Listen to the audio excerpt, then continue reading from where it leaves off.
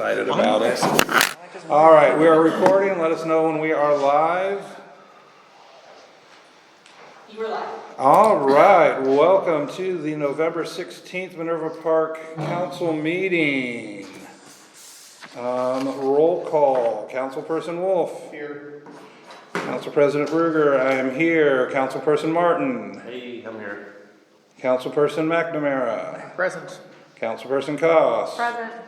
And Councilperson Camera is excused. All right, Pledge of Allegiance. I pledge allegiance to the flag of the United States of America and to the republic for which it stands, one nation, under God, indivisible, with liberty and justice for all. Awesome. All right, our first order of business is approval of the 11/9 council meeting minutes. I should probably also say Mayor Hughes is excused, which is why I'm sitting in the middle, Southern, thank you, which is why I am sitting in the middle and doing all the talking. Minutes for 11/19. Move to approve. Second. And seconded. All those in favor? Aye. Aye. All those opposed? Any abstentions? All right, that brings us to citizens' comments. I do see some citizens out there. Anyone who would like to address council, please feel free to stand up. You will have 5 minutes. State your name and address, and we will start the timer. Tony Benedetti, 2937 Berry Lane Court. Tonight I want to talk about the code rewrite and specifically the planned residential district, the new planned residential district. I've asked these questions before, I haven't got any answers. I'm going to ask them again. Is trying to figure out what problem this fixes and why we are doing this, because this process here, or this new district, is going to have a completely different process to get a building permit than is different from Jordan Road and Park Lane. You know, if this is such a great idea, first off, I don't understand why it isn't being applied to Jordan Road and Park Lane. You know, Eric said things about non-conformation, but I'd like to read you know, the process for achieving the above purpose and intent is to require the submission and approval of a preliminary plan for the total proposed development and the submission and approval of a development plan. Now, these are two processes that the people in the new development don't have to go through. The people on Jordan Road and Park Lane don't have to go through. They have to create a plan, a preliminary plan, and then draft a development text. Now, all the other code, the other residential district that still exists is R3, which it goes on to describe the development standards, which describes the yard sizes, the lot area and coverage, how big the house can be on the lot, how big the side yards and front and rear yards have to be, and the height of the building. Well, for some reason, these standards are not in this new district.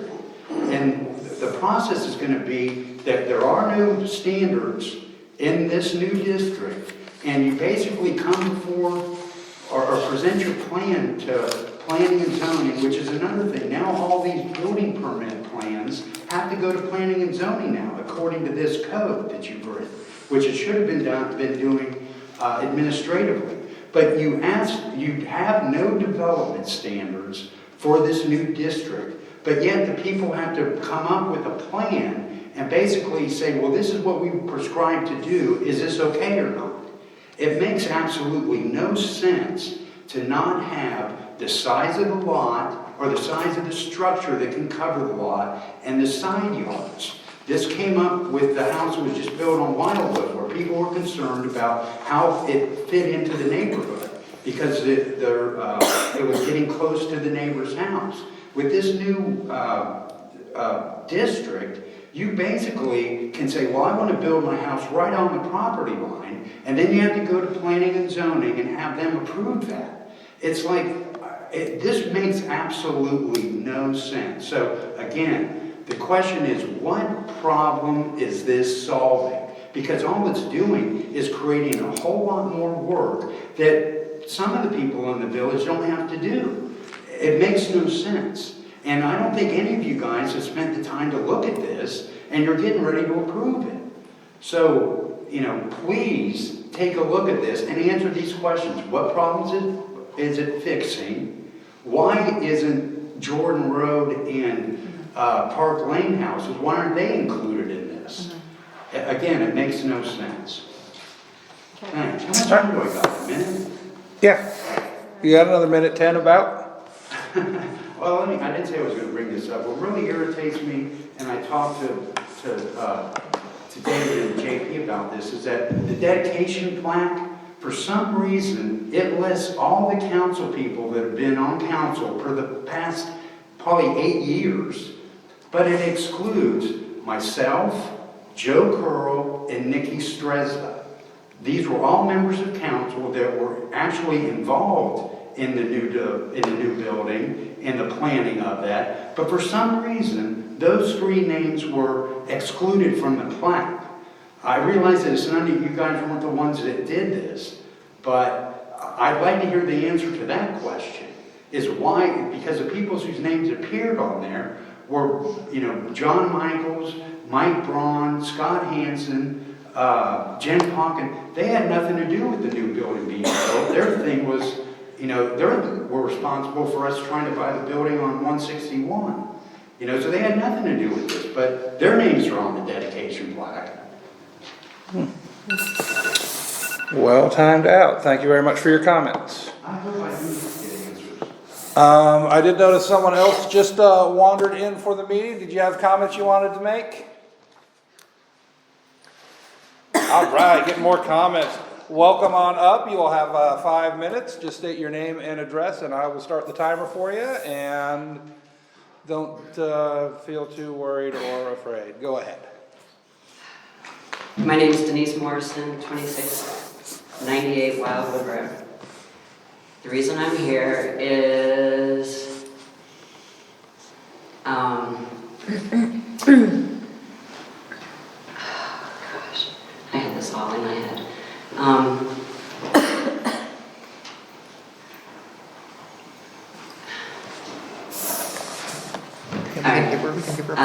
Yeah. Go ahead and take a moment.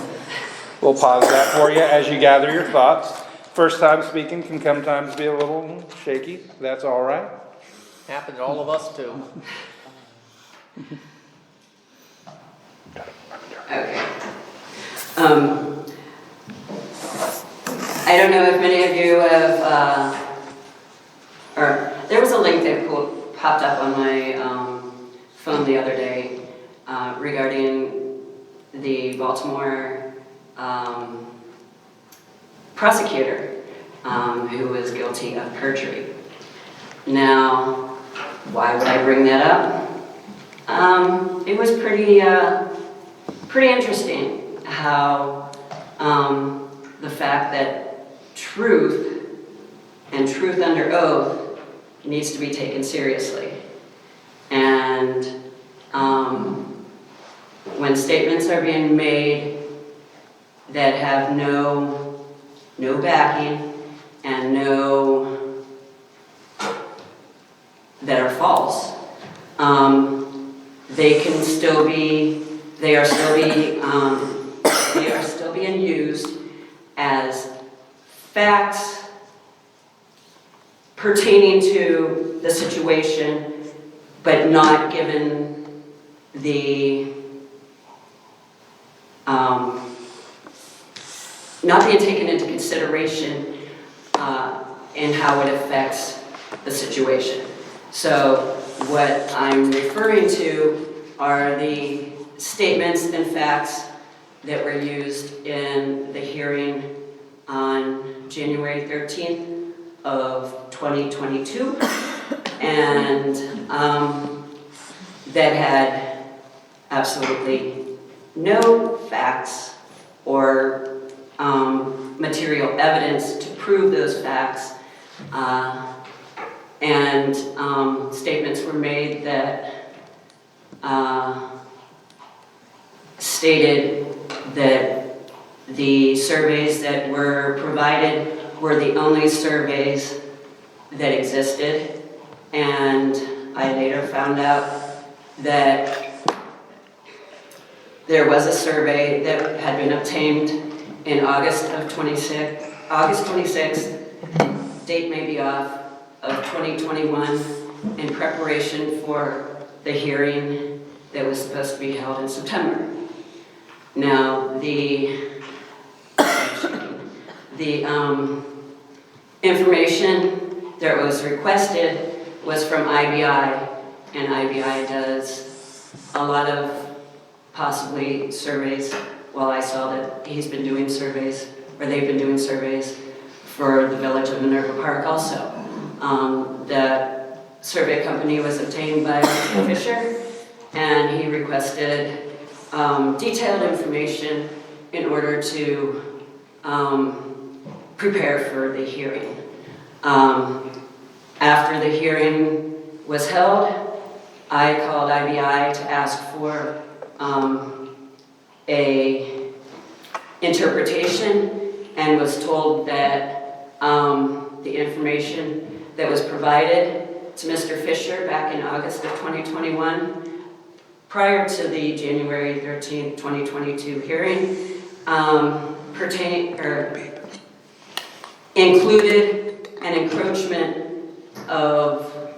onto our property, which ended up being withheld from the hearing so that the permit holder could keep her permit.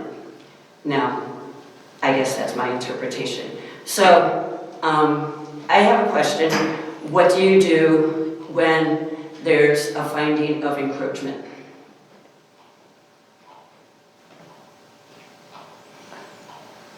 I am not sure. How do you handle encroachment if you don't know how you do it? I'm not sure what you're Yeah. talking about in I would- general. Can you I just would- be a little more specific about The what's council happening? will prefer me to answer if you want. I prefer legal counsel Yeah. too. Yep. Yeah. I prefer That can legal be counsel. probably forwarded to Jesse Shrimp, our legal counsel. Just, we don't want to tell you something incorrect. Yeah, I don't, go in with talking and giving the incorrect answers. That's to a certain sense why I just said, I don't know, I'm not sure. I don't wanna give answers that we don't actually have, or that are inaccurate. I don't know what we're talking about. It's not specific enough. Okay, you were at the council meeting, or at the hearing on January? Which hearing? I'm sorry? Which hearing January 13th, 2022, regarding? regarding the fence on the property. Do you recall? Is that an This is answer? not a Yeah. question and answer session. I don't know what we're talking about. Like, this isn't, what? Oh, you were telling me you don't know what you were talking about, and I was Okay, explaining it that's to you. All right. All right, anything else for your comments? No. All right, thank you very much. Any other citizens' comments? All right, then let's get right into the legislation. A fair amount to read, not a lot to pass tonight. Starting with ordinance 21-2023, an ordinance to make appropriations for the current expenses of the Village of Minerva Park for the year 2024. Yes, that is 2024. That is the big budget for next year. This is just a second reading. There is a finance meeting on the 30th, correct, Councilperson Wolf? Yep. 30th. It's a really early meeting. It's at 4:30. It's going to be one of the last times we talk about the budget before it is getting passed. So if you're interested in that, we'd love to see you here at the municipal building. Moving on to ordinance 24-2023, an ordinance updating the wage and salary ranges, the number of employees and positions for the Village of Minerva Park, and declaring an emergency. This is just a second reading. This sets our salaries and things for the next fiscal year, or next calendar year, I guess, being passed as an emergency. So once it's read, it can go into effect and people can't be waiting in limbo for a month, making sure what they're gonna make or not.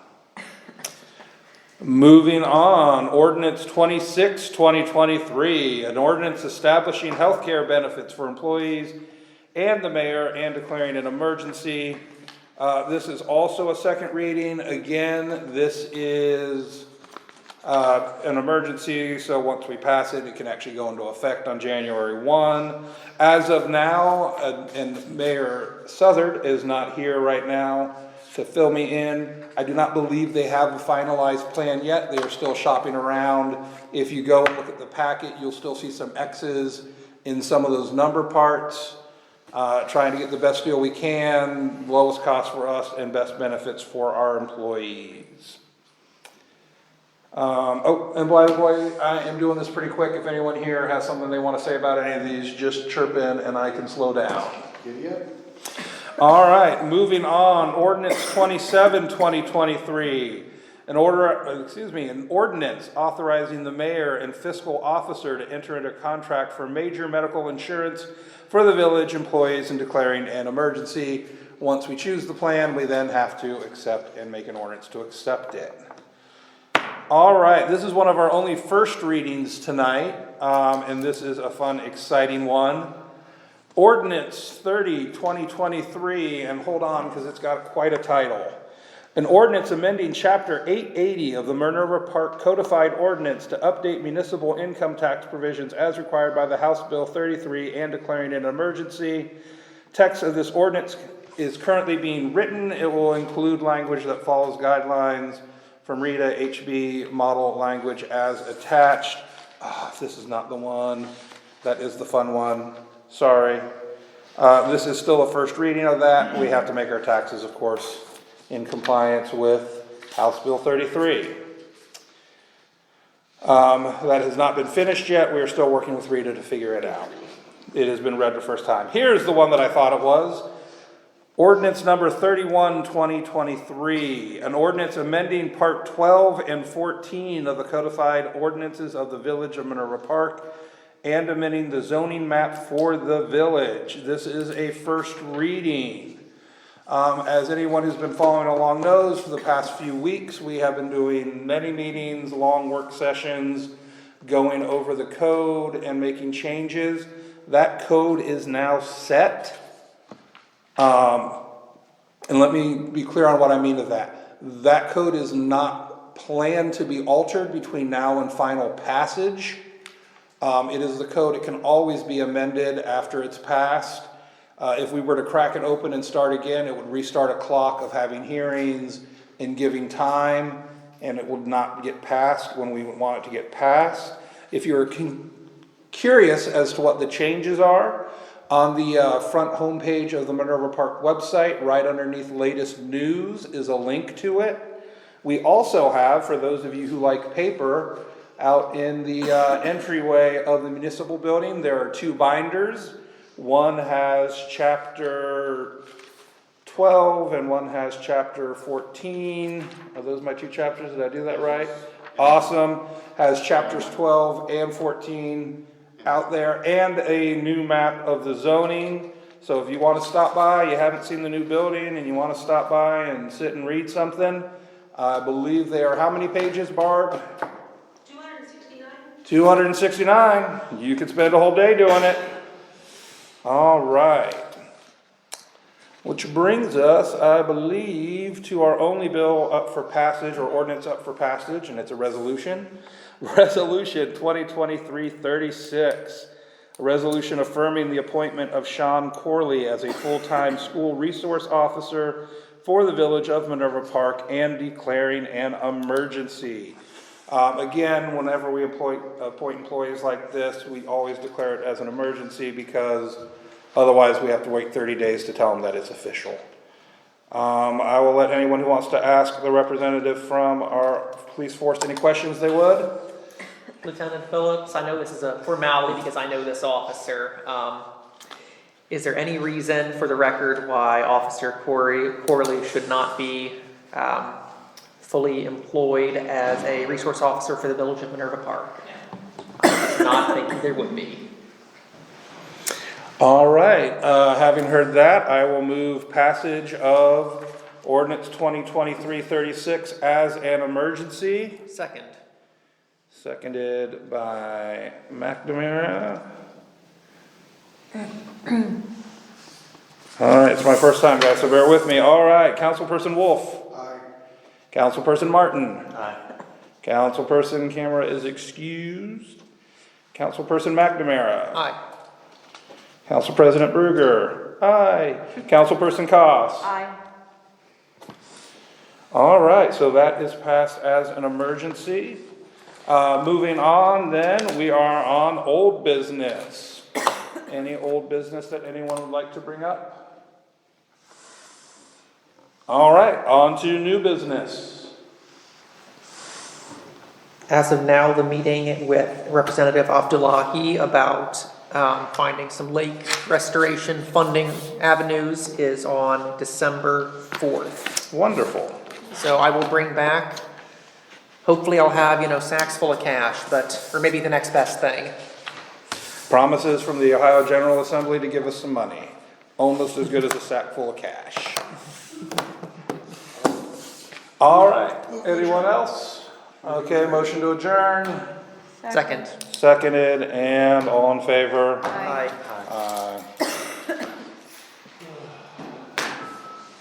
We are adjourned.